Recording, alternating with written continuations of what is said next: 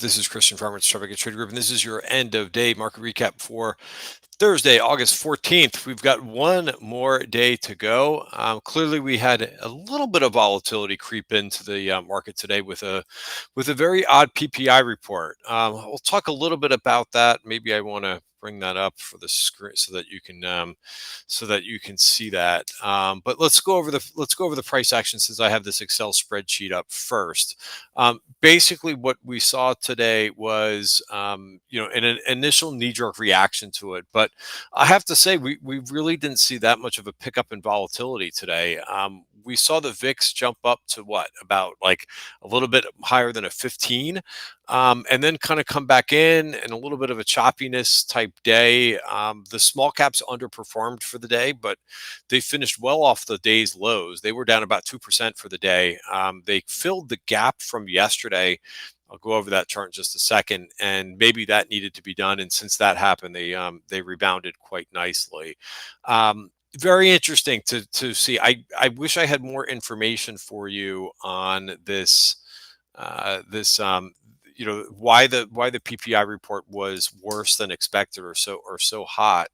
I'll bring this up window.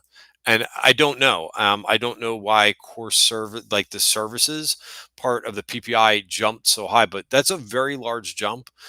Maybe we'll get more information about that as we go along. Here's what this looks like when you break down the components of PPI. So certainly that's a big move.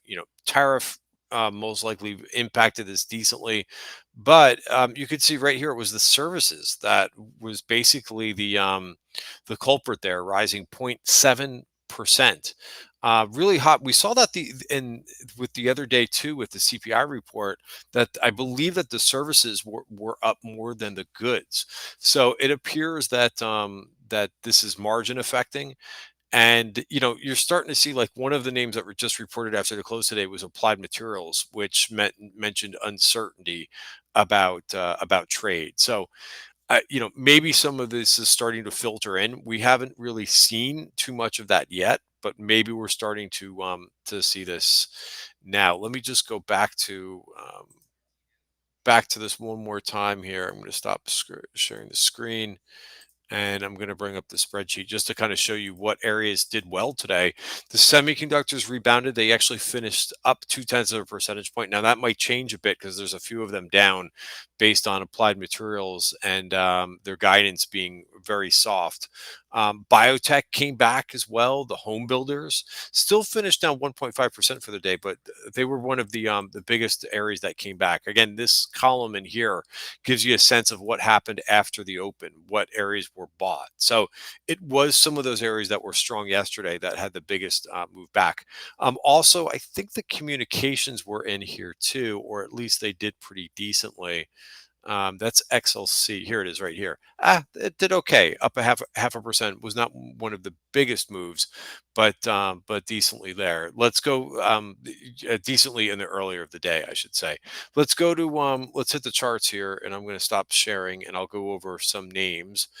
We did get some news about Warren Buffett. That's one of his mystery stocks. I think they said that he's been accumulating.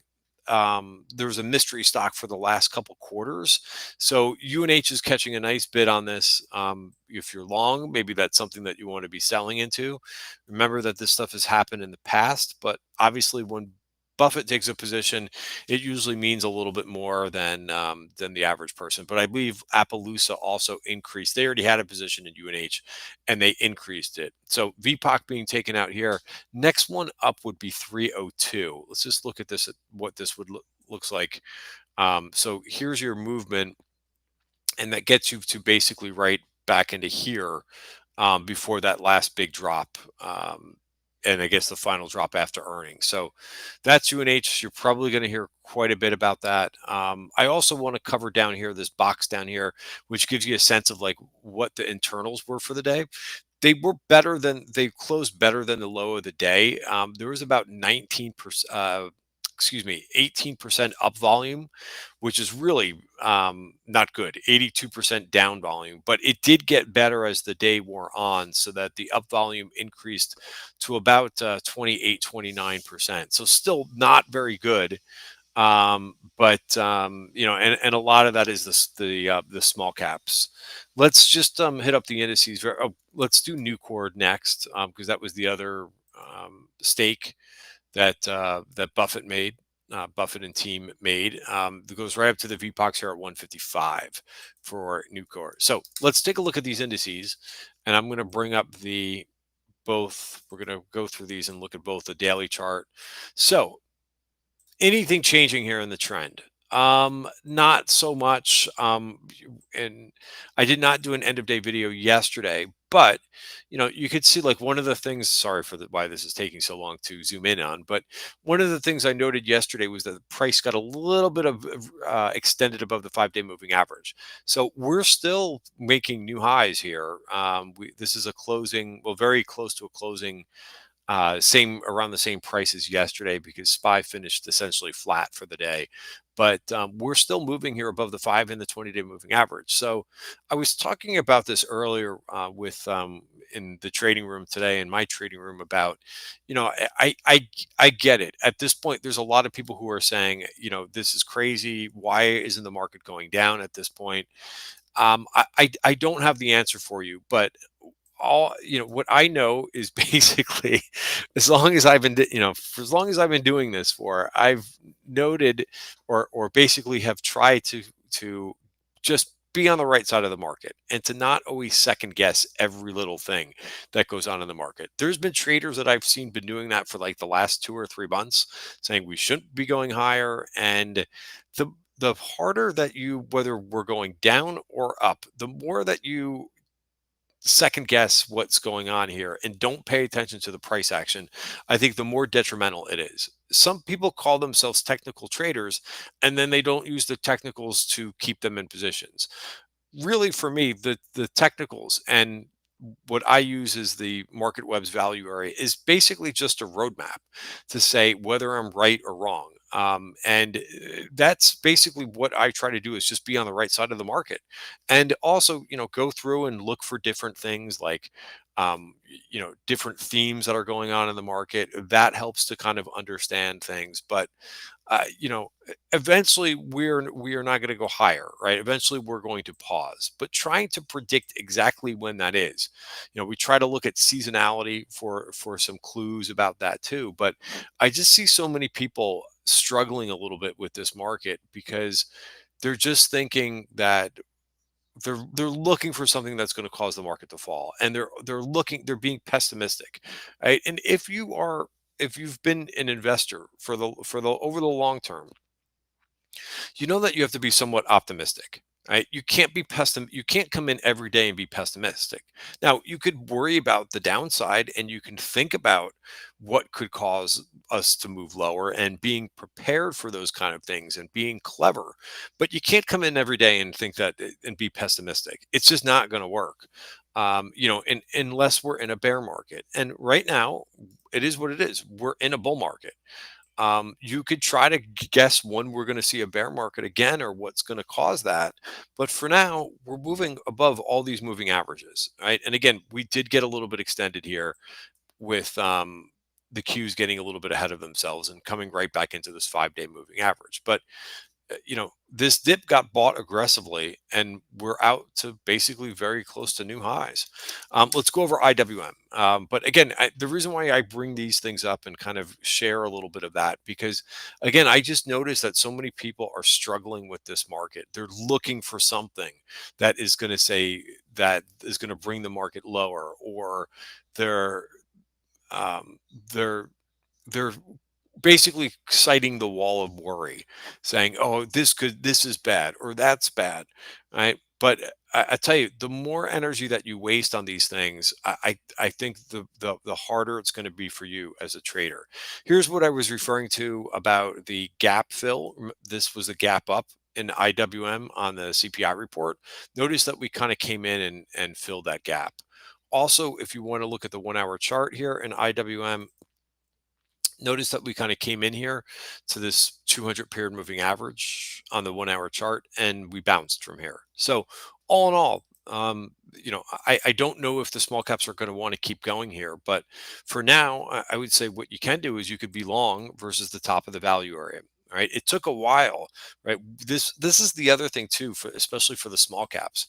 They went they went sideways here for a while, right? And they tried to lean higher and then, got broke back in and then finally had like a washout down to the 50-day moving average, which sometimes gets all the weekends cleared out and then a move back.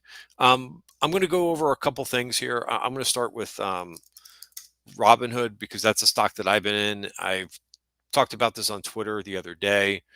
I think I'm missing something. I must have done something to the screen here. So let me just go back a little bit. There we go. All right. I think I fixed it. So looking at Robinhood here for a minute. So move back, check back to the top of the value area, and for now holding it. The level that I would watch, number one, is watch this 107.40 level. That's where I added to my position yesterday. So that worked out quite well, right? And then looking at this right now on the 1 hour chart, what I would watch is 110.46. That's the value area for the week. So notice that we kind of hesitated there, which means to me like we may not be out of the woods. That's the level that I would watch for this to be reclaimed. If not, we might just be seeing more consolidation in Robinhood. A couple other names that I thought acted pretty well today. CLS kind of came back from the lows. Again, I'm looking for names that are pulling back into support and then seeing buyers. So I liked what this name did today. Here's CLS, right? Bounce off the 20-day moving average. There was some news on Intel. I don't know if it's true or not, but Intel, watch this VPOC takeout over here. You're going to see it come into the screen right there. This is the level that you would want to see Intel get above, which is 27.15. Now it is trading up after hours.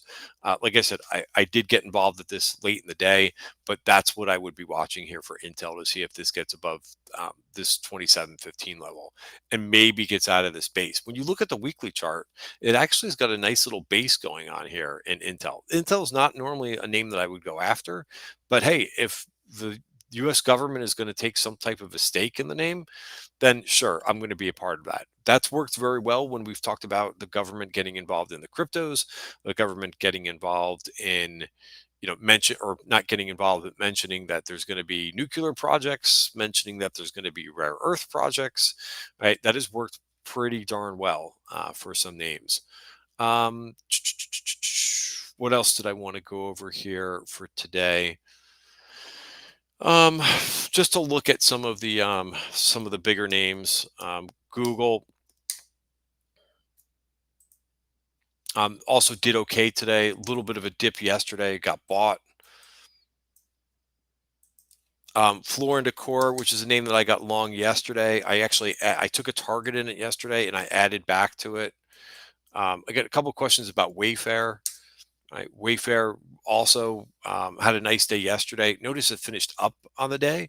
So again, there's some retailers showing a little bit of weakness. There's also some names that are showing some strength. I'm just going to look at my watch list here just for a second, just to see what else that I wanted to go over. CRDO is another name too in the semi space. I thought it kind of held in there. This is a name that I've been both CRDO and CLS. I've been in and out of these names. I actually bought some back here today. Might be a little bit early with that, but in any event, we got one more day to go of the week. Tomorrow we've got retail sales. So they are looking for retail sales of 0.6%. That seems very high to me. X auto month over month 0.3, and then we'll also get University of Michigan data that's at 10 o'clock. So retail sales 8:30 and University of Michigan sentiment numbers tomorrow at 10 o'clock.